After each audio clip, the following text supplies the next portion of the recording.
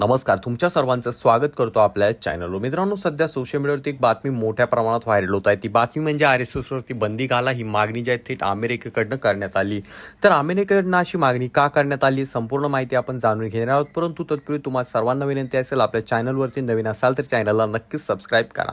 मित्रांनो, USCIRFने जे आहे अमेरिकेच्या परराष्ट्र मंत्रालयाकडे याबाबत एक मागणी केली आहे. त्यांनी सांगितले आहे की भारताला विशेष चिंतेचा देश म्हणून म्हणजे कंट्री ऑफ पर्टिक्युलर कन्सर्न म्हणून घोषित करण्यात यावे. आणि या अहवालात त्यांनी म्हटलं आहे की भारतीय धार्मिक स्वातंत्र्याची स्थिती जी आहे दिवसांदिवस बिघडताना दिसत आहे. UGCIने म्हटले आहे की संघावर धार्मिक स्वातंत्र्याचं उल्लंघन केल्याचा गंभीर आरोप लावला आहे त्यांनी. आणि त्यांनी सांगितलं आहे की लवकरात लवकर यावरती ज्या अमेरिकेकडनं बंदी घालण्यात यावी अशी मागणी करण्यात आलेली आहे. RSSवरती बंदी घातली पाहिजे असं त्यांनी या अहवालात म्हटलं आहे. त्यांच्या अहवालात या संस्थेनं असं म्हटलं आहे की राष्ट्रीय स्वयंसेवक संघाच्या मालमत्ता गोठवण्यात याव्या आणि त्यांच्याशी संबंधित व्यक्तींना अमेरिकेतील प्रवेशावरती बंदी घालावी.